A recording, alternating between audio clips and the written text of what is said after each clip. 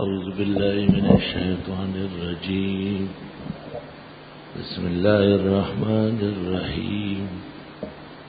شهر رمضان الذي أنزل فيه القرآن هدى للناس وبينات من الهدى والفرقان فمن شهد منكم الشهر فليصمه ومن كان مريضا أو على سفر فعدة من أيام أخر يريد الله بكم اليسر ولا يريد بكم العسر ولتكملوا العدة ولتكبروا الله على ما هداكم ولعلكم تشكرون.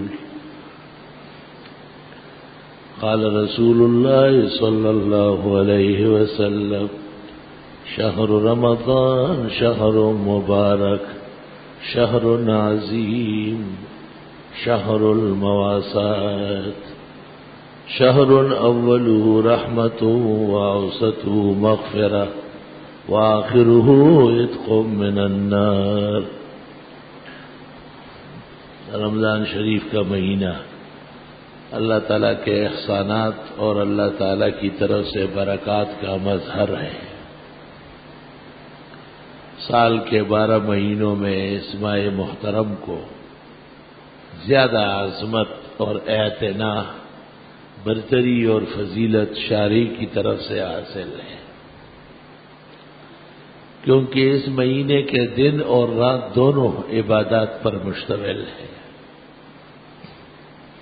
عام طور پر دنوں میں بھی کچھ لمحے عبادت کے ہوتے ہیں، جیسے نماز فجر پڑھی جاتی ہے، پھر جا کے ظہر، پھر عصر، پھر مغرب، اور دن ختم ہو جاتا ہے. رمضان شریف میں رات سے تو تیاری ہوتی ہے اور دن میں عبادت جو فرض قطعی ہے ہر عاقل مسلمان پر، بالغ پر روزے رکھنا، وہ لاگو ہو جاتی ہے. عجیب عبادت ہے جس میں حلال چیزوں سے پرہیز ہے اور جس میں مومن کے جسم سے زیادہ روح کی ترقی پیش نظر ہے. جسم اور جسمانیت تو کھانا چاہتا ہے، بیوی سے ملنا چاہتا ہے اور مختلف مشروبات کی طلب کرتا ہے، لیکن روح فراغت چاہتی ہے اور تخلیہ چاہتی ہے، صفائی ستھرائی چاہتی ہے، اور اس کے لیے کھانا مضر ہے. اس لیے ملائک اللہ تعالیٰ کے مقرب مخلوق ہے، کھانے پینے سے آزاد ہے. اللہ تعالیٰ خود غنی الاغنیاء ما وراء الورا جل وعلا، جو ایک بے نیاز احد و صمد ذات ہے، وہ بھی اکل و شرب اور دیگر تقاضوں سے سبحانہ و تعالی جل وعلا ہے. اللہ تعالیٰ کے کامل بندے انبیاء علیہ السلام، اولیاء اور متقین، وہ بھی رزق بقدر ضرورت استعمال کرتے تھے. اسی ایک صفت نے ان کو فرش سے عرش تک آسانیاں عطا کی تھی. عجیب بات ہے کہ جب جسم کا خیال رکھا جاتا ہے تو آدمی میں جانور پن، بہیمیت اور ملائے اعلیٰ سے پیچھے ہٹنا، آسمانی سفروں سے رک جانا اور کئی قسم کے گھناؤنے افعال میں مرتکب ہونا پڑتا ہے. اور جب آدمی میں آفاقی اور سماوی برتری کا شوق پیدا ہوتا ہے، یہ کھانے پینے سے آزاد ہونے لگتا ہے. ہمارے لیے تو ممکن نہیں ہے، کیونکہ ہم تو انسان اور بشر ہے، اللہ تعالیٰ خود فرماتے ہیں وَمَا جَعَلْنَاهُمْ جَسَدًا لَا يَأْكُلُونَ الطَّعَامَ، میں نے پیغمبروں کو ایسے جسم تو نہیں دیے تھے کہ بالکل کھانا نہ کھائے، وَمَا كَانُوا خَالِدِينَ، اور نہ وہ ہمیشہ رہنے والے تھے۔ علماء نے عجیب بات لکھی ہے کہ یہ جو رزق کی ضرورت ہے یہی فنائے عمر ہے۔ اگر ضرورت رزق ختم ہو جاتی تو عمر ممتد ہو جاتی، طویل ہو جاتی، اور انسانوں کے لیے طویل عمر کوئی کارنامہ نہیں ہے، ان کے لیے مختصر عمر لیکن جامع عمر، کم زندگی عبادت کی زندگی، ابھی آئے اور ابھی جا رہے لیکن کچھ لے کے جا رہے، اللہ تعالیٰ کی رضا اور خوشنودی کی دولت اس نے حاصل کر لی ہے۔ عیسیٰ علیہ السلام کے بارے میں مسلمانوں کا عقیدہ ہے کہ وہ جسد انصری کے ساتھ بغیر موت طبی کے، انصری موت ان پر ابھی واقع نہیں ہے، زندہ تابندہ آسمان پہ اٹھائے گئے۔ تو سوال یہ ہے کہ آسمان میں ایسی مخلوق کیسی رہے گی جن کو کھانے پینے کی ضرورت ہو؟ قرآن کریم میں اللہ نے ان کو اور ان کی والدہ کو کہا ہے، جب عیسائی غلط باتیں کرتے تھے اور خدا کا بیٹا وغیرہ فضولیات بکتے تھے تو قرآن نے کہا یہ بیٹا کیسے ہوگا؟ کانا یا کلان الطعام، وہ دونوں کھانا کھاتے تھے۔ بھائی جب آدمی کھانا کھائے گا تو اس کو بھوک لگے گی اور پیاس لگے گی پانی پینے کے لیے، اگر وقت پر کھانا نہ ملے اور پانی نہ ملے تو تڑپے گا، درد محسوس کرے گا، تکلیف پائے گا۔ تو جو تڑپتا ہے اور جس کو بھوک کی حاجت اور پیاس کی ہے وہ خدا کیسے ہوگا؟ خدا تو عظیم ذات ہے اور ان باتوں سے بے نیاز ہے۔ جب کھائیں گے اور پئیں گے تو پھر کھانے اور پینے کے لیے ہاضمے کے بعد راستے بھی چاہیے، اور راستوں سے وہ جس شکل میں نکلے گا وہ ناقابل بیان ہے اور قابل ذکر نہیں ہے۔ تو اس طرح کی ضرورت اور عذر جس کو پیش آئے وہ مخلوق ہی ہے، خالص بشر و انسانی ہے، ان میں کوئی صفت بھی الوہیت کی نہیں ہے، اور عیسائیوں کا اس طرح اللہ نے رد فرما دیا۔ تو اشکال یہ ہے کہ عیسیٰ مسیح جو اسلامی عقیدے کے مطابق زندہ تابندہ آسمانوں پر گئے، قرآن مجید کی آیات اور 250 کے قریب احادیث امام الازہر مولانا انور شاہ نے کتاب میں لکھی ہے۔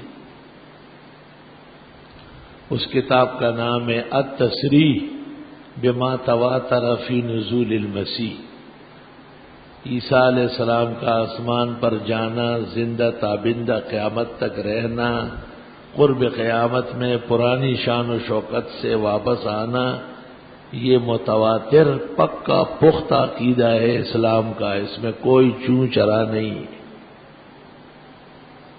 کوئی جاہل نہیں سمجھتا ہے، بے دین و علیحدہ ہے، وہ معذور ہے۔ لیکن جس کو علم کی رمق حاصل ہے اور اسلامی عقائد جانتا ہے اور اسلام کے 1400 سال کی ضروریات سے واقف ہے، وہ جس طرح یہ جانتا ہے کہ عیسیٰ علیہ السلام بغیر باپ کے پیدا ہے، ان کی والدہ مائی مریم سے مس بشر نہیں ہوا، قدرت الہی کے نفخے سے، اور جیسے وہ یہ جانتا ہے کہ نہ وہ خدا ہے نہ خدا کا بیٹا ہے نہ خدا کا کوئی تیسرا شریک ہے، اور جیسے وہ یہ جانتا ہے کہ وہ خالص عبد اور خدا کے پیغمبر تھے، قرآن میں ہے ان هو الا عبد انعمنا علیہ، وہ ہمارے ایک بندے ہی تھے، ہم نے ان پر خاص احسان کیا تھا۔ وہاں یہ جاننا بھی ضروری ہے کہ عیسیٰ مسیح مرے نہیں، اور ان پر ابھی تک طبعی عنصری موت جو سب پر آتی ہے نہیں آئی. اگر یہاں رہتے تو موت آ جاتی. ان کے لیے جگہ تبدیل کی اور آسمانوں پر ان کو زندہ رکھا ہے. صحیح قول کے مطابق چوتھے آسمان میں ہے. تو عیسیٰ علیہ السلام جو وہاں عنصری جسم اور جسمانیت کے ساتھ تشریف فرما ہے تو اس میں 3 قول ہیں.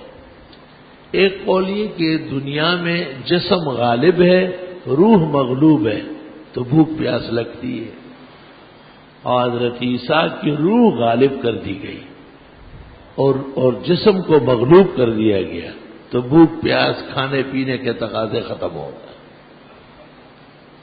جس کو علم کلام کے اندر جسم لطیف کہتے ہیں. ہمارا جسم کثیف ہے، موٹا ہے، دیوار میں نہیں جا سکتے، اوپر نہیں اڑ سکتے.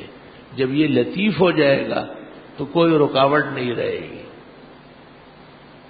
دوسرا قول یہ ہے کہ حضرت عیسیٰ علیہ السلام کو بطور امتحان کے صف ملائک میں شامل کر لیا.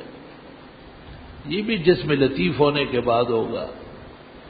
اور تیسرا قانون یہ ہے کہ حضرت عیسیٰ علیہ السلام کا رزق وہ عنصر سے نکال کر روحن کر دیا گیا. جیسے ملائک کا ذکر تسبیح ہے، تکبیر ہے، حمد و ثنا ہے، رکوع اور سجدہ ہے، ذکر ہے خداوند تعالیٰ کا. یہ فرشتوں کا ذکر رزق ہے. اس سے وہ پلتے ہیں، زندگی گزارتے ہیں. حضرت صاحب کو بھی اللہ نے بطور امتحان کے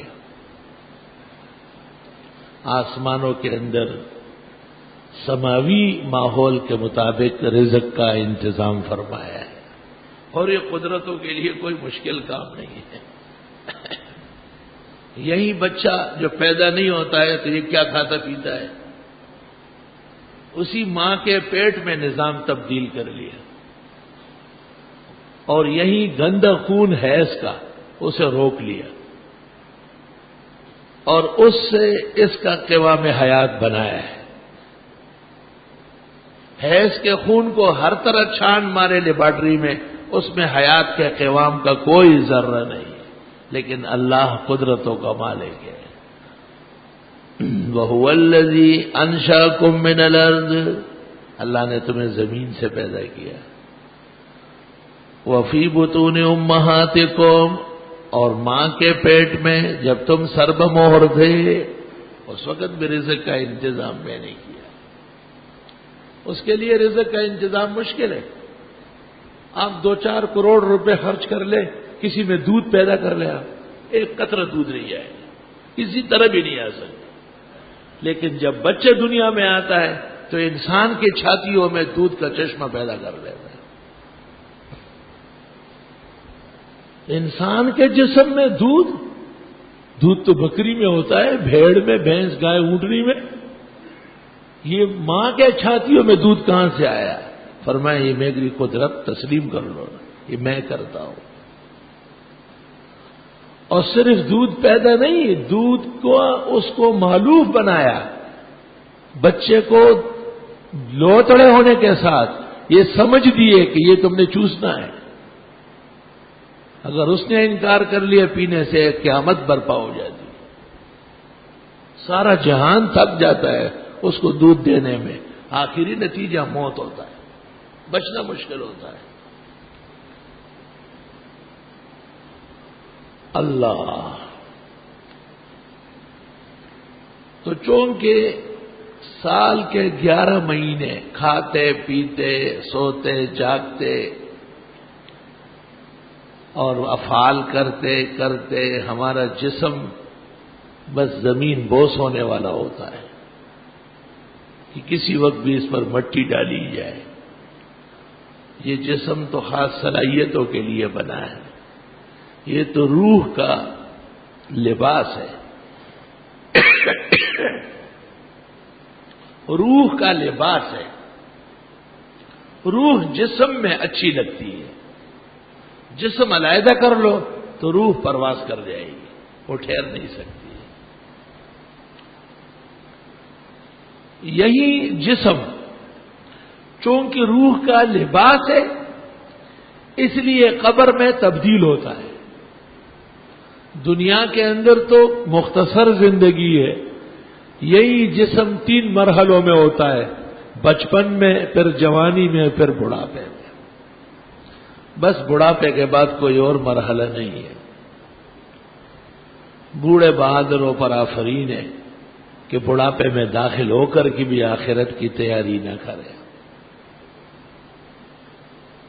اس جسم کی خوبصورتی اور بچت کے لیے ہم ایک لباس پہنتے ہیں، یہ شلوار، یہ کرتا، یہ رومال، یہ پگڑی، ہر شخص کا اپنے حساب سے لباس ہے۔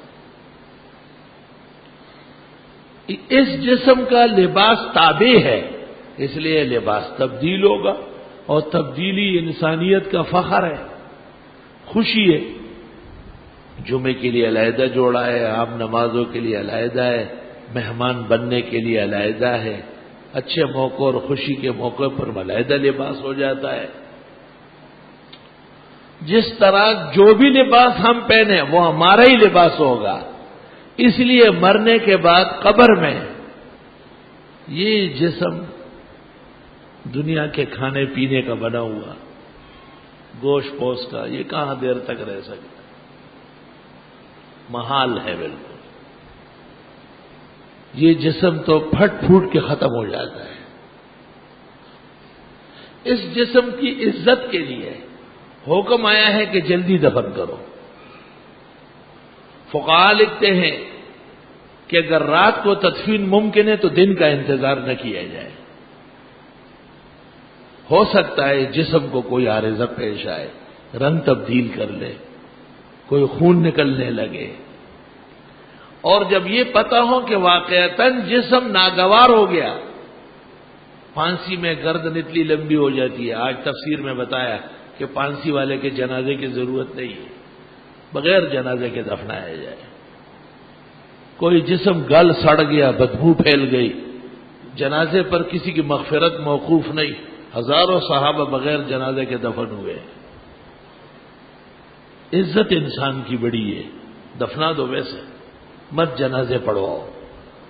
لیکن یہ مسائل علم سے تعلق رکھتے ہیں، جب مرد عوام کے تابع ہو جاتے ہیں تو پھر عوام ان کے مفتی ہوتے ہیں۔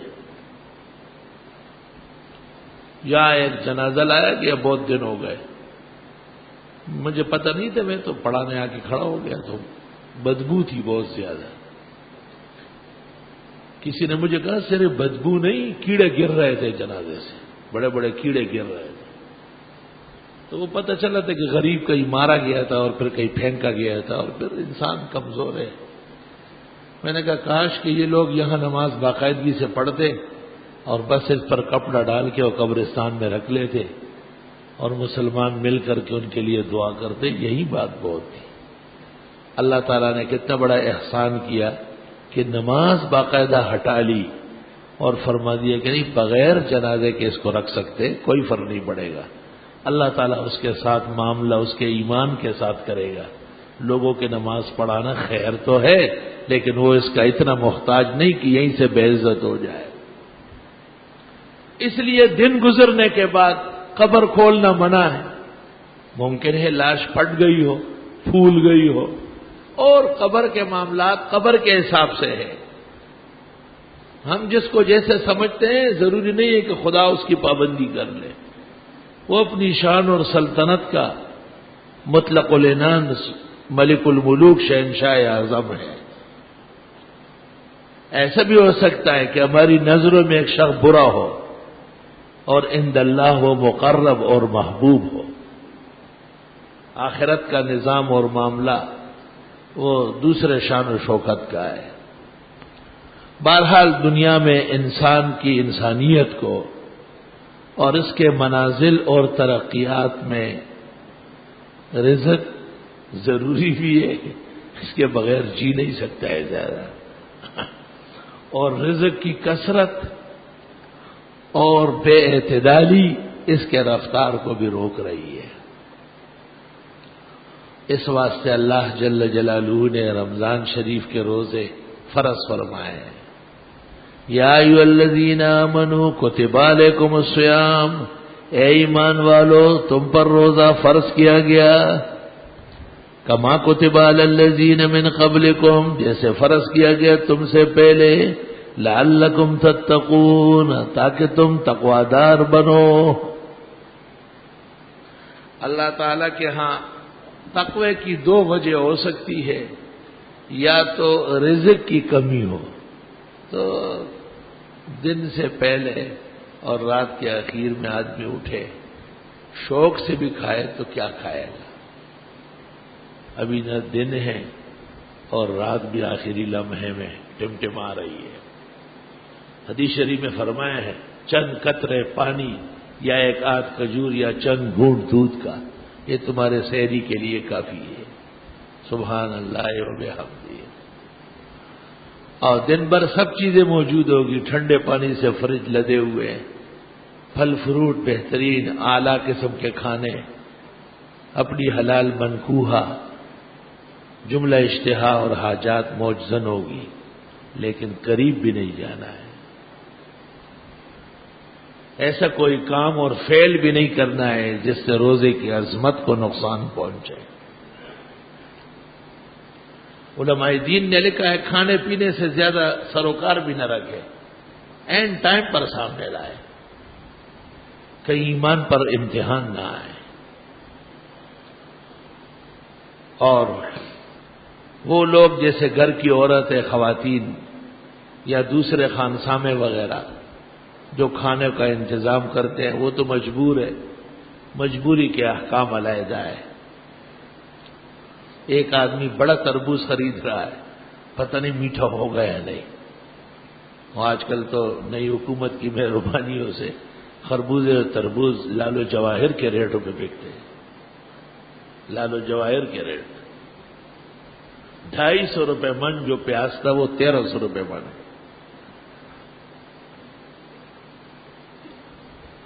جامعہ میں ایک مخلص دوست راشن بیچتا ہے، تو ایک دن ہنسنے لگا، کہنے لگا جب یہ شروع ہوا تھا سال پہلے تو 1,14,000 اور 1,20,000 کے درمیان پورے جامعہ کا راشن مہینے کا آتا تھا۔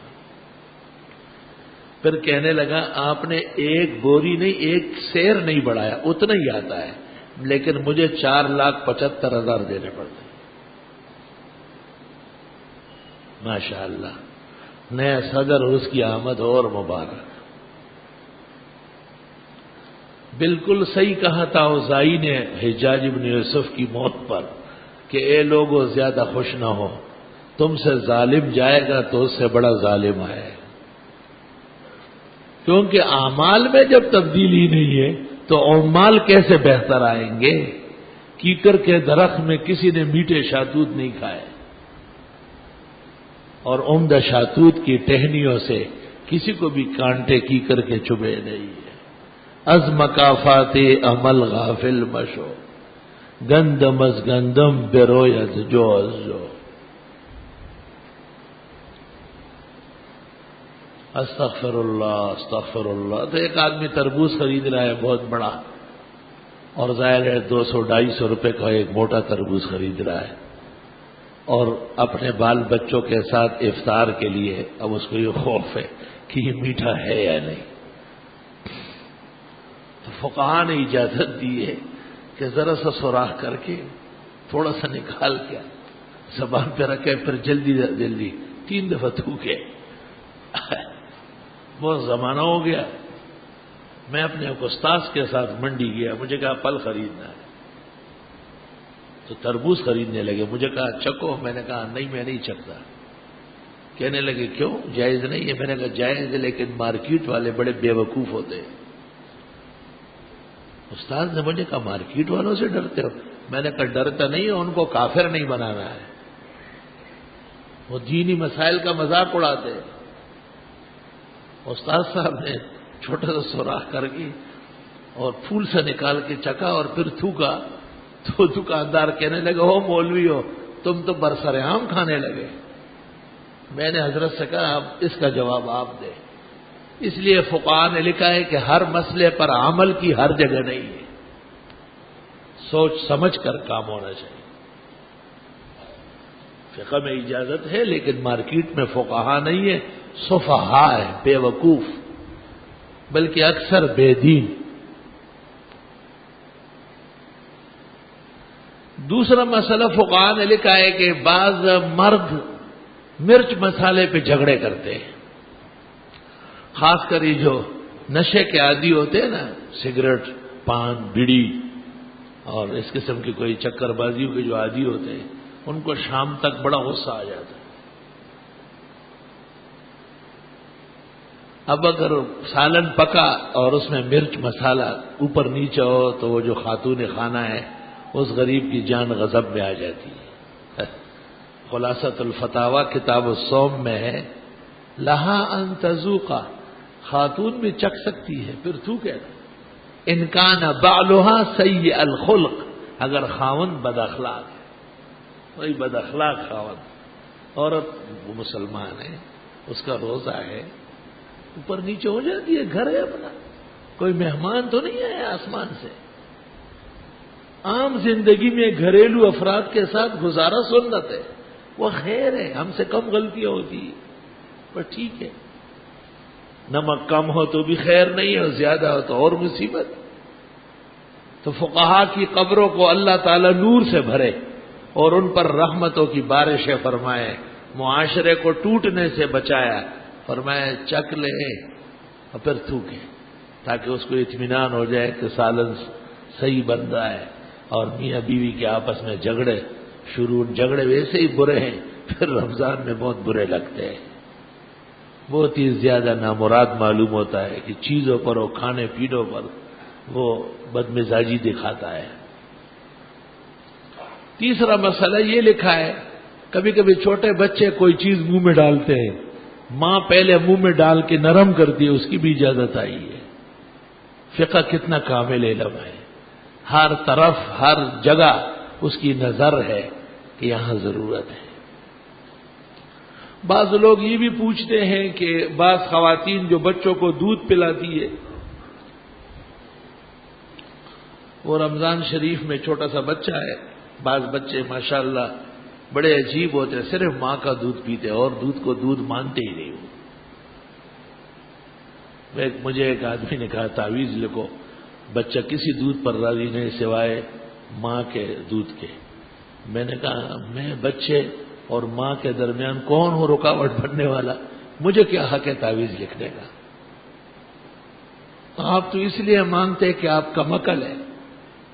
میں نے کہا یہ بچہ آپ کا بڑا ہو کے انمول ہوگا، اس فقیر و عاجز کے حوالے سے اپنی ڈائری میں لکھ لو، ایسا حلالی و بہترین بچہ شاید آپ کو نصیب ہو جیسے یہ بچہ ہے۔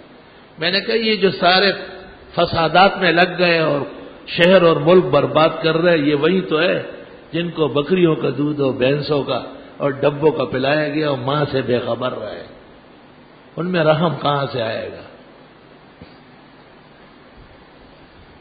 سنت طریقہ ہے، قرآن کی آیت میں ہے والوالدات یرضعن اولادہن، مائیں بچوں کو دودھ پلائے، اس کا حق ہے۔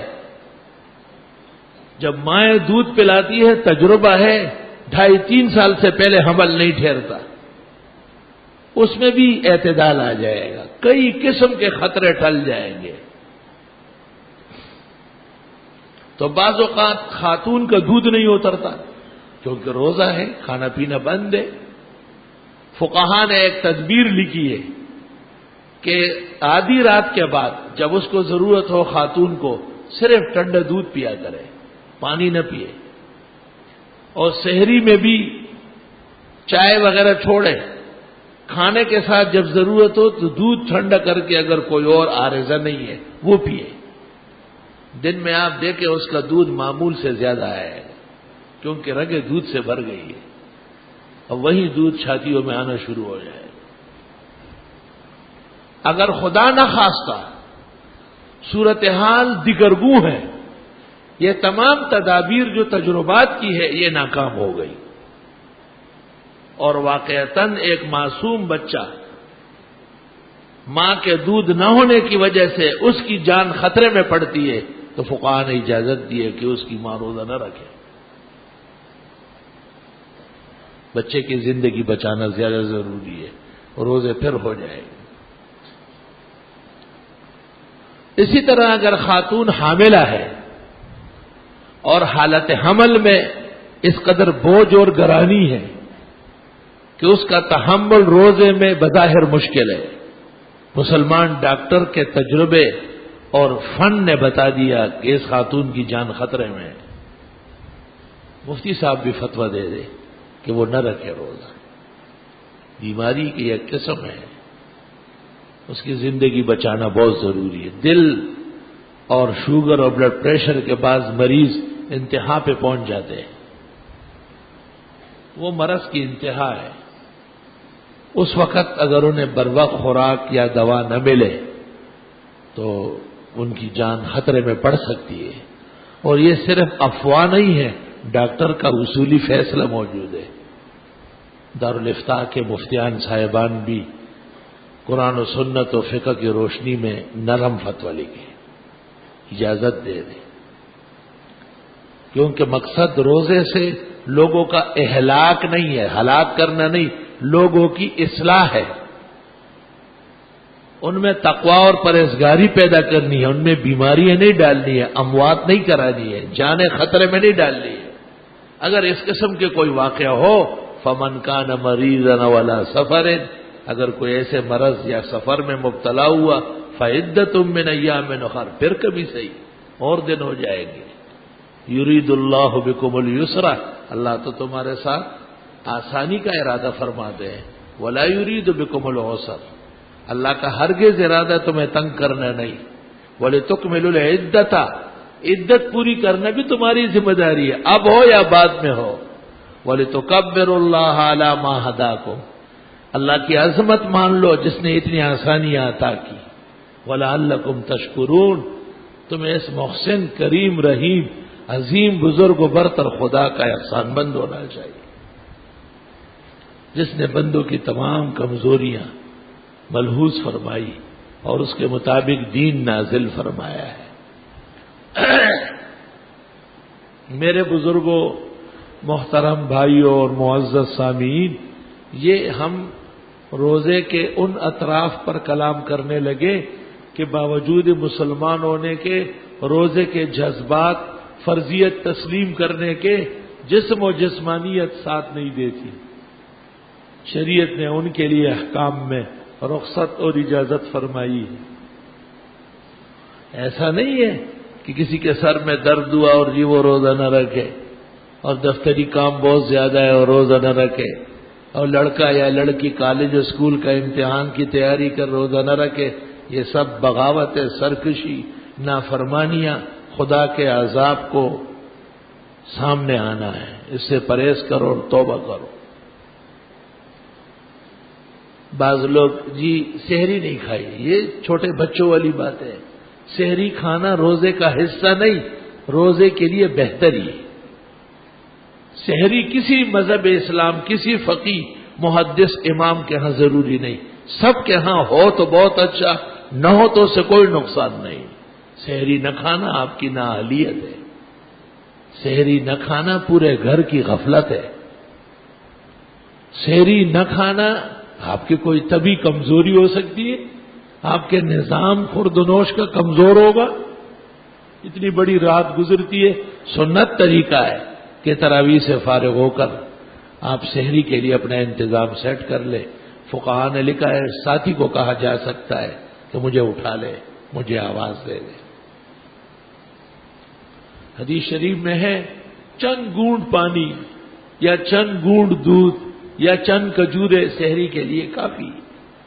لمبی چھوڑی سحری کا کیا فائدہ کہ نماز فجر میں غفلت ہو، دن بھر آپ کٹھی ڈکارے لے. شریعت کا مقصد تو ایک مہینے کے لیے کھانا کم کرنے اور آپ کے معدہ اور دل و گردے و جگر صاف کرنے کی حکمت تھی. تم نے اس کو اور بڑے پیمانے پہ لدوا لیا کہ رمضان شریف کے بعد ہی اس کا علاج ہوگا، 2 مہینے اور لگیں گے. یہ تو شرعی غرض کو فوت کرنا ہے، شرعی حکمتوں کے ساتھ ناروا سلوک کرنا ہے. قطعاً اسلام کے اندر اس قسم کی سحریوں کی کوئی ضرورت نہیں۔ بڑے پیٹ والے اور بہت زیادہ کھانوں کے شوقین وہ بھی رمضان میں محتاط ہو سکتے ہیں، چند نوالے، چند پسندیدہ چیزیں افطار میں لے لی، تراویح کے بعد اگر اشتہا ہو تو کھانا کھا لے ورنہ رہنے دے، تاکہ سحری کے لیے چاق و چوبند رہے۔ دیکھیں کتنے امراض ختم ہوتے ہیں، کیسے انوار و برکات نازل ہوتی ہے۔ رزق اللہ نے ہمارے لیے پیدا کیا، ہم کو رزق کے لیے پیدا نہیں کیا ہے، ہمیں اپنی عبادت کے لیے پیدا کیا۔ وما خلقت الجن والانس الا لیعبدون، میں نے جن اور انس کو خالص اپنی عبادت کے لیے پیدا کیا ہے۔ رمضان شریف رات بھی عبادات میں ہے، ایک لمبی نماز تراویح کی الحمدللہ 20 رکعت، اس کے بعد 3 وتر، اور 20 رکعت میں اکثر قرآن مجید کا پارہ سوا پارہ تلاوت ہوتا ہے۔ گھنٹہ سوا گھنٹہ مسلمان بارگاہ الہی میں اپنے رب کو راضی کرنے کے لیے، اپنے نبی کی لائی ہوئی شریعت کی صداقت پر عمل کرتے ہوئے، دن کے روزے کے لیے اجازت مانگنے کے لیے اور اس کے لیے اللہ سے مدد و نصرت طلب کرنے کے لیے امام کی اقتداء میں شریک ہوتے ہیں جگہ جگہ۔ کیا حسین نظارہ ہے، کیا بہترین منظر ہے۔ فرشتوں کو رشک آتا ہوگا مساجد کا جھوم دیکھ کر، دھوم دیکھ کر۔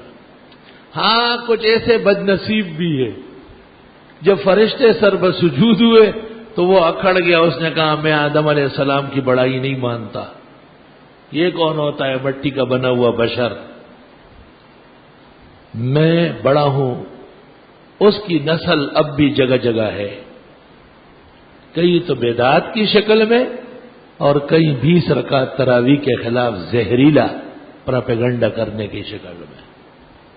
8 رکعت اور 12 رکعت تراویح کا تصور غیر اسلامی ہے، غیر فقہی ہے، حدیث فقہ اور مذاہب سے خروج اور بغاوت والوں کا ہے۔ اللہ کا لاکھ لاکھ شکر و کرم ہے، کعبہ معلیٰ میں اور مسجد نبوی پیغمبر کے مصلی پر جب سے اسلام آیا ہے آج تک 20 رکعت تراویح ہے۔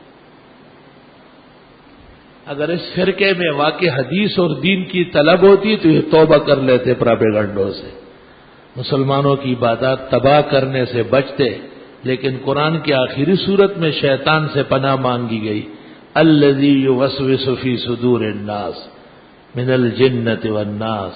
اس مہینے میں یہ پمفلٹ شائع کر لیتے ہیں اور لوگوں کو 8 رکعت اور 10 رکعت کی ترغیب دیتے ہیں۔ صحابہ کرام، تابعین، مذہب کے ائمہ مجتہدین، محدثین بشمول بخاری، مسلم، ترمذی، سب بزرگان دین 20 رکعت تراویح کے قائل ہیں۔ مرد با جماعت پڑھ لیتے ہیں، ان کو قدر آسانی ہے، خواتین کے لیے تو ہر جگہ نظام نہیں ہے، بیویاں گھروں میں پڑھے گی، سنت موقدہ ہے، چھوٹ نہیں ہے۔ اب دیکھو جہاں چھوٹ تھی تو جماعت میں آنا ضروری نہیں، جہاں چھوٹ تھی یہ نہیں فرمایا کہ ایسی مسجد بناؤ جس میں عورت اذان دے، عورت اقامت کہے، عورت امامت، ایسا نہیں، تو معلوم ہوا کہ ان کی امامت بھی بے سود ہے، گو جائز ہے لیکن بہتر نہیں۔ ایسا ہو سکتا ہے جیسے یہ مسجد ہے، اس کے سیدھ میں گھروں کے اندر عورتیں اپنے اپنے گھر میں امام کی آگاہی کے بعد کہ امام کو پتہ ہو کہ میری اقتداء میں عورتیں شریک ہے، وہ اقتداء کر لے، کر سکتی ہے۔ فتویٰ عاجز فقیر نے دیا ہے، کیونکہ امام الاثر مولانا انور شاہ جو ہندوستان کے سب علماء کے بڑے ہیں، انہوں نے بخاری کی شرح میں لکھا ہے کہ ازواج مطہرات کے کمروں میں صحابیات اقتداء کرتی تھی جب آیات حجاب آ گئی۔ جب تک آیات حجاب نہیں آئی تھی تو مرد آگے، خواتین پیچھے، حکم تھا مردوں کو کہ تم بیٹھے رہو نماز کے بعد، جب عورتیں گھروں کو پہنچ جائیں پھر نکلو۔ بخاری میں یہ موجود ہے۔ اور جب آیات حجاب آ گئی کہ عورت کا لباس اور اس کا چہرہ کئی نظر نہ آئے، مرد اور عورت کا اختلاط نہ ہونے پائے، تو پھر خواتین ازواج مطہرات کے کمروں میں جا کے اقتداء فرماتی تھی۔ لیکن عورتوں کے ساتھ بڑا احسان، تخفیف، آسانی اور مہربانی ہے۔ البتہ اگر کوئی عورت حافظ ہے، قاری ہے، اگر وہ مسلسل نہ سنائے تو اندیشہ ہے قرآن بھول جائے۔ علماء نے بادل ناخواستہ مجبوراً اجازت دی ہے کہ وہ خواتین کی صف میں کھڑی ہو کر آگے مصلی پہ نہ ہو اور صرف تراویح کی امامت کرے، فرض اور وتر علیحدہ علیحدہ پڑھے، اس میں کوئی ضرورت نہیں، اور تراویح میں ضرورت ہے قرآن سنانے کی۔ اور بھی بہت سارے مسائل ہیں، کچھ مسائل میں رات کو عشاء کے بعد، وتروں کے بعد جب دعا ہوتی اس وقت بیان کرتا ہوں، اور کچھ عصر کے وقت دعا سے پہلے اور کچھ فجر کے وقت دعا سے پہلے۔ اللہ تعالیٰ پورے عالم کے مسلمانوں کا رمضان شریف تراویح روزے مکمل فرمائے۔ نہایت محبت و احترام سے اللہ رب العزت سب کو صحت شفا عطا فرمائے، بیماروں کو صحت و شفا دے۔ صلی اللہ تعالی علیہ الحمد للہ رب العالمین وصلی اللہ وسلم علی رسولہ الکریم ونبیہ الامین وعلی آلہ واصحابہ اجمعین۔ اما بعد، فعن سلمان رضی اللہ عنہ قال خطبنا رسول اللہ صلی اللہ علیہ وسلم آخر یوم من شعبان وقال یا ایھا الناس قد ظلکم شہر عظیم شہر مبارک شہر رمضان هو شہر المواسات شہر اوله رحمت واوسطه مغفرت وآخره عتق من النار۔ وقال رسول الله صلى الله عليه وسلم من صام رمضان ایمانا واحتسابا غفر له ما تقدم من ذنبه۔ وقال النبي صلى الله عليه وسلم من قام رمضان ایمانا واحتسابا غفر له ما تقدم من ذنبه۔ وأخرج الترمذي في سننه عن عائشة أم المؤمنين رضي الله عنها قالت قال رسول الله صلى الله عليه وسلم من اعتكف عشر الأواخر من رمضان إيمانا واحتسابا غفر له ما تقدم من ذنبه۔ أعوذ بالله من الشيطان الرجيم۔ شهر رمضان الذي أنزل فيه القرآن هدى للناس وبينات من الهدى والفرقان فمن شهد منكم الشهر فليصم۔ بارك الله لنا ولكم في القرآن العظيم ونفعنا وإياكم بالآيات والذكر الحكيم إنه تعالى جواد قديم كريم ملك بر ورب رؤوف رحيم۔ الحمد لله جل وعلا وصلى الله وسلم على رسوله المصطفى ونبيه المجتبى وأمينه على وحي السماء وعلى آله النجبى وأصحابه الأتقياء أفضل الخلائق بعد الأنبياء ومن بهديهم اقتدى وبآثارهم اقتفى من المفسرين والمحدثين والفقهاء إلى يوم الجزاء ما بعد۔ قال النبي صلى الله عليه وسلم ابو بکر فی الجنہ عمر فی الجنہ عثمان فی الجنہ علی فی الجنہ عبد الرحمن بن عوف فی الجنہ ابو عبیدۃ بن الجراح فی الجنہ طلحہ فی الجنہ زبیر فی الجنہ سعد بن ابی وقاص فی الجنہ سعید بن زید فی الجنہ۔ وقال صلی اللہ علیہ وسلم خیر النساء بنی اسرائیل مریم وخير النساء هذه الأمة خديجة۔ وقال صلى الله عليه وسلم فضل عائشة على النساء كفضل السريد على سائر الطعام۔ وقال لبنته فاطمة سيدة نساء أهل الجنة۔ وقال صلى الله عليه وسلم لا تسبوا أصحابي فإن أحدكم لو أنفق مثل أحد ذهبا ما بلغ مد أحدهم ولا نصيفه إن الله يأمر بالعدل والإحسان وإيتاء ذي القربى وينهى عن الفحشاء والمنكر والبغي يعظكم لعلكم تذكرون۔ صفحہ درست فرما لیجیے۔ زکوٰۃ کی تفصیل انشاءاللہ آنے والے جمعے کو بشرط الحیات والصحہ وتوفیقہ الرفیق تفصیل کے ساتھ جمعے میں بیان کروں گا۔ زکوٰۃ کی تمام تر تفصیلات جو دوست لوگ پوچھتے ہیں اور انہیں عملی زندگی میں درکار ہے تقریباً ان تمام مسائل پر مشتمل بیان انشاءاللہ تعالی آنے والے جمعے کو ہوگا. صفحہ سیدھی فرما لیجیے، درمیان میں خالی جگہ نہ چھوڑیں. مرد مسلم کے لیے ضروری ہے اس کے شلوار کے 5-6 ٹخنوں سے اوپر ہو، خاص کر نماز کے تو بہت بڑے آداب ہیں. جہاں تک ہو سکے سر ڈھک کے نماز پڑھا کرے، ننگے سر نماز کی عادت مناسب نہیں ہے. اس ضرورت کے لیے اپنے پاس صاف ستھری ٹوپی ہونا چاہیے، نہ ہو تو مسجد کی ٹوپیاں دھلی دھلائی ہے، قابل استعمال ہے. الحمدللہ رب العالمین. اللہم انت السلام و منک السلام تبارک یا ذا الجلال والاکرام. اللہم انک عفو کریم تحب العفو فاعف عنا وإنا نسألك الجنة ونعوذ بك من النار.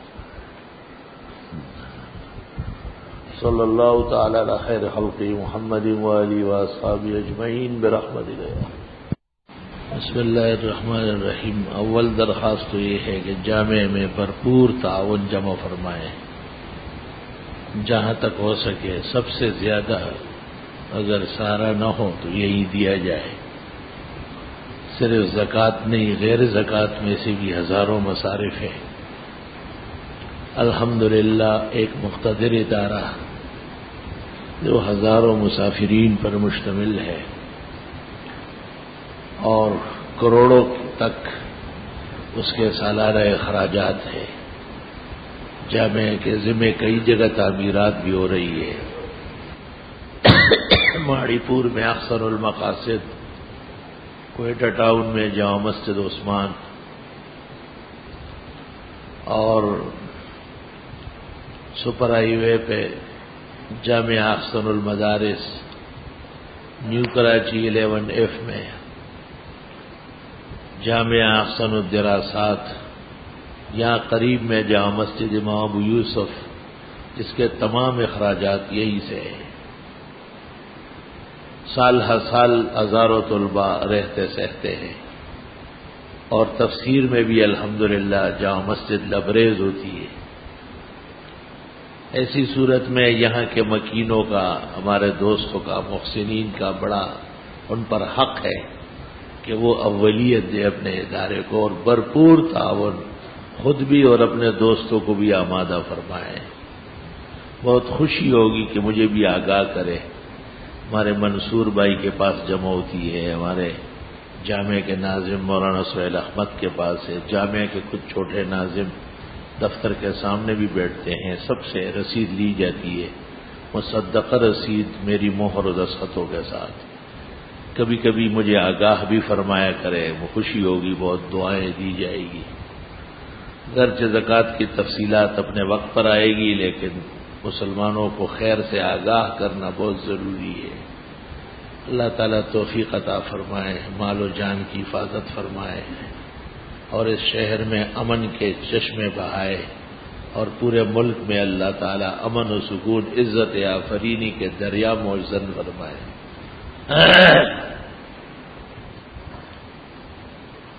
نماز تراویح کے بعد صلاۃ تسبیح آدمی پڑھ سکتا ہے. اگر وطر پڑھ چکا ہو تو وطروں کے بعد صبح صادق تک کوئی نفل پسندیدہ و سنت کے مطابق نہیں ہے. وطر رات کی آخری نماز ہے. مولانا محمد مکی حجازی صاحب ہمارے دوست تھے، اور انہوں نے ابھی مئی میں، ہم وہی تھے، 7 مئی کو گئے، 26 کو واپس ہوئے. وہ بھی فکر مند تھے اسلامی بینکاری کے خلاف. اخبار میں ان کا نام غلط دیا گیا، جتنے لوگوں کے نام دیے گئے ایک بھی سچا نہیں. مکی صاحب تو ابھی ہمارے وفد کی موجودگی میں توبہ استغفار کرتے تھے اسلام کے نام پر جو دھوکے کی بینکاری ہے اس پر. اور سرفراز خان صاحب صاحب فراش ہیں، وہ اس پوزیشن میں نہیں ہے کہ فتوے دے. مولانا جمیل خان کا نام بھی بعد الوفات غلط دیا، کیونکہ مفتی نظام الدین اور جمیل خان ایک تھے. اور مفتی نظام الدین مجھ سے اکثر فرماتے تھے کہ اس ظلم سے اور گناہ سے قوم کو کیسے بچائیں گے جو اسلامی بینکاری کے نام سے شروع ہے.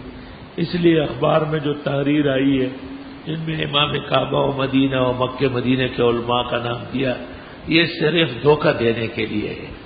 اس فتوے کی اول تو فتوی نہیں، باتیں ہیں، خالی باتیں ہیں، اور ثانیاً ان میں کوئی صاحب فتویٰ نہیں ہے، ثالثاً ان بزرگوں سے اس کے خلاف ثابت ہے۔ اسلامی تجارت مسلم تاجروں پر اردو میں کسی بہترین کتاب شیخ الحدیث نے کتاب لکھی ہے، اس کا نام ہے فضائل تجارت، وہ دیکھ لیں۔ آپ کی کوششوں سے اسلامی بینک فتویٰ سامنے آیا جو کہ بلاشبہ مسلمانوں کی بہترین رمائی ہے۔ جیسے کہ ہم جانتے ہیں نا، کرنٹ اکاؤنٹ، یہ وہ کرنٹ اکاؤنٹ میں رکھا گیا روپیہ کسی نہ کسی طرح سودی نظام کو مدد دیتا ہے، وہ مدد دینا اور چیز ہے، وہ سودی کھاتا نہیں ہے، بچنے کا طریقہ کرنٹ کھاتا ہی ہے۔ سود سے پاک اسلامی بینکنگ ممکن ہے، فی الحال تو کوئی ایسا ادارہ نہیں ہے، اگر اللہ نے مستقبل قریب میں فضل فرمایا اس کا احسان ہوگا۔ بیمار ہوں، روزہ نہیں رکھ سکتا، اسی روزے کا کفارہ کتنے؟ کفارہ نہیں، فدیہ، ایک مسکین کو 2 وقت کھانا یا 2 مسکینوں کو 1 وقت کھانا، حساب لگائے، کم از کم 100، 150، 200 روپے فی روزہ دیا کرے۔ اگر بہت خستہ حال، کمزور، عاجز ہو تو جتنا فطرانہ ہے اتنا ہی بنتا ہے۔ سفر میں تراویح پڑھی جاتی ہے، سنا ہے کہ سفر میں تراویح معاف ہے۔ ہاں یہ ٹھیک ہے کہ سفر جب تکلیف کا ہو، دقت اور گرانی والا ہو تو سنت موقدہ غیر موقدہ ہو جاتی ہے، بعض اوقات سنت ترک کرنا بہتر ہوتا ہے۔ گاڑیوں میں بینک کی طرف سے انشورنس کے بارے میں کیا حکم ہے؟ استاد محترم مولانا مفتی ولی احسان فرماتے تھے کہ کارخانے، مشینری، گاڑیاں، ان کا بیمہ جائز ہے، ضرورتاً ہے تو مکروہ و نامناسب، لیکن لوگ تباہی سے بچ نہیں سکیں گے، البتہ زندگی کا نہ کیا جائے۔ صبح کاذب و صبح صادق میں کتنا وقت ہے؟ تقریباً آدھے گھنٹے کا فرق ہے۔ 5:56 پر سحری ختم ہوئی، 5:55 سے پہلے مؤذن نے اذان دی، کچھ لوگ اخیر میں دوا کھائے۔ اذان کے دورانیے میں بھی جو پہلے سے شروع ہے وہ لے سکتے ہیں۔ ہمارے مؤذن صاحب تو احتیاط کرتے ہیں کسی اور کا واقعہ ہوگا، اور بس جب ٹائم ہو جائے اس سے 1-2 منٹ پہلے ہی بند کیا کرے۔ اگر 1-2 منٹ دیر بھی ہو گئی، ترمذی شریف کی حدیث میں معاف ہے، لہذا روزہ برقرار رہے گا۔ داڑھی کے حدود کی وضاحت فرمائیں۔ داڑھی میں اختلاف ہو گیا، نیچے ہونٹ سے نیچے کے بال، ہونٹ کے نیچے کے جو بال ہے اس کو انفقہ کہتے ہیں، یہ بغل بچہ، ریش بچہ، یہ داڑھی نہیں ہے، البتہ شروع سے نہ لے تو پھر نہ لے، اگر لے چکے ہیں تو لے سکتے ہیں۔ شان ورشاست کی رائے یہ ہے کہ یہ نہ لیے جائے۔ دعائے تراویح ہاتھ اٹھاتے وقت پڑھی جائے یا آخر میں آمین کیا جائے؟ دعائے تراویح تو درمیان میں ذکر ہے، وطروں سے فارغ ہو کے اجتماعی دعا ہاتھ اٹھا کے مانگنا سنت طریقہ ہے، یعنی صالحین کی سنت ہے۔ سلام کے سوال یہ ہے کہ گھروں میں جا کر بچوں کو پڑھانا، فیس وصول کرنا جائز ہے۔ روزے کی حالت میں ہر طرح انجیکشن لگانا جائز ہے۔ ہماری مسجد کے متصل پارک ہے، اکثر مسجد کے حال میں 1-2 صفحے باقی ہوتی ہیں، مگر لوگ پارک میں صفحے بنا لیتے ہیں۔ امام صاحب اعلان فرماتے ہیں پہلے صفحے پر فرما لے، مگر لوگ اندر نہیں آتے، باہر لوگ غلطی کرتے ہیں، اور ہم کیا کر سکیں۔ عرض یہ ہے کہ شاہ ولی اللہ کی فکر یہی مدرسے اور مسجدیں، کوئی نئی فکر نہیں ہے، وہ غلطی پر ہے۔ ایک خاتون کے پاس 4 تولے سونے اور کچھ چاندی بھی، اور ان کی نابالغ بچیوں کے پاس بھی 2-2 تولے ہیں، کیا اس خاتون پر زکوٰۃ فرض ہے؟ جب تک 7.5 تولے سونا نہ ہو یا 52.5 تولے چاندی نہ ہو، اصلاً زکوٰۃ نہیں ہے۔ بعض لوگوں نے موجودہ زمانے میں چاندی کی کم قیمتی، سونے کی بڑھتی کو دیکھ کر 1 تولے پر بھی زکوٰۃ فرض کیا ہے۔ یہ عاجز ان کی خدمت میں معذرت خواہ ہیں، اور یہ فقیر اس فتوے کو صحیح نہیں سمجھتا۔ شریعت نے 2 مستقل نصاب بتائے، تو دونوں نصاب کو ایک کرنا صاحب مال کو اختیار تو ہے، لیکن یہ زکوٰۃ قطعی نہیں ہوگی جب تک نصاب پورا نہ ہو۔ بہت دعائیں دی ہے، اللہ آپ کو بھی دعاؤں میں شریک کرے۔ میں نے سنا ہے کہ مردوں کے لیے عمرہ کرنا چاہیے، جی کرنا چاہیے۔ زندوں کے لیے طواف کرنا چاہیے، دونوں کے لیے عمرہ، دونوں کے لیے طواف، ایسی کوئی بات نہیں۔ زندے اور مردے کا فرق طواف عمرے میں نہیں ہے۔ مکے میں رہتے ہوئے مسجد عائشہ کا عمرہ زیادہ بہتر یا 500 نمازوں کے اوقات میں طواف عمرہ بہتر ہے، وہ نہ ہو سکے تو پھر 4 طواف ایک عمرے کے برابر ہے۔ اکثر مسجد کے ممبر سے اعلان ہوتا ہے کہ مسجد میں سوال کرنا منع ہے، گداگروں کو منع ہے، کیا ممبر سے چند ہے یا دوسرے؟ یہ سوال نہیں ہے، یہ ترغیب ہے مسلمانوں کو۔ رسول اللہ صلی اللہ علیہ وسلم خطبے کے دوران مسلمانوں کو فرماتے تھے کہ یہ مہم ہے، یہ جہاد ہے، یہ شخص ہے، اس کے لیے تم جمع کرو، یہ جائز و سنت ہے۔ انسان کی زندگی میں رونما ہونے والا ہر واقعہ اس کی تقدیر میں لکھا ہوا ہے، اگر یہ سچ ہو تو پھر دعا تقدیر کا آپس میں یہ بھی تقدیر میں ہے کہ آدمی دعائیں مانگے تو اچھا ہو جائے گا ورنہ تباہ ہو جائے گا۔ امام اتنی تیز رفتار سے قرات پڑھے کہ تلاوت بالکل سمجھ میں نہیں آئے تو اسے تراویح پڑھنے کا ثواب پورا ملے گا یا نہیں؟ اگر قرآن شریف تیز پڑھنے کا ماہر ہے، صرف تجھے سمجھ نہیں آتا تو آپ کوئی مدار تو نہیں ہے، اور اگر واقعتاً غلط سلط پڑھ رہا ہے تو وہ اور پیچھے پڑھنے والے سب گناہگار ہیں۔ غیر مسلم بچوں کو قرآن پڑھانا جائز ہے بشرطے کہ پڑھانے والا عالم ہو تاکہ ان کی رہنمائی کر سکے۔ تصویر بنانا گھر میں رکھنا حرام ہے، ناجائز ہے۔ کیا قرآن میں اس بارے میں کوئی حکم موجود ہے؟ قرآن کریم میں یہ ہے کہ تم نبی کی اطاعت کرو، اور تم پر نبی کی اطاعت فرض ہے، اور نبی نے کہا ہے تصویر والے جہنمی ہے۔ مدرسے کے استادوں کی تنخواہ زکوٰۃ سے نہیں دی جا سکتی۔ ایک آدمی تراویح کی 3 رکعت کے لیے کھڑا ہو گیا اور اس کے ساتھ 4 رکعت ملا دی تو کیا 4 رکعت تراویح ادا ہو جائے گی؟ نہ، تنوب الاربع عن الرکعتین، 4 رکعت 2 کے قائم مقام ہے، 2 پر مزید پڑھی جائے۔ البتہ چونکہ تلاوت داخل تراویح ہے اس لیے لٹانے کی ضرورت نہیں ہے۔ مودودی پر رحمت اللہ علیہ کہنا جائز ہے، یعنی جو لوگ ان کو حق سمجھتے ہیں وہ کہے، جو لوگ ان کو گناہگار سمجھتے ہیں وہ نہ کہے۔ عورتوں کا مردوں کی طرح نماز پڑھنا ناجائز ہے۔ اکثر لوگ اس میں اعتراض کرتے ہیں کہ عورتیں مردوں کی طرح نماز پڑھ سکتی ہے، نہیں پڑھ سکتی ہے۔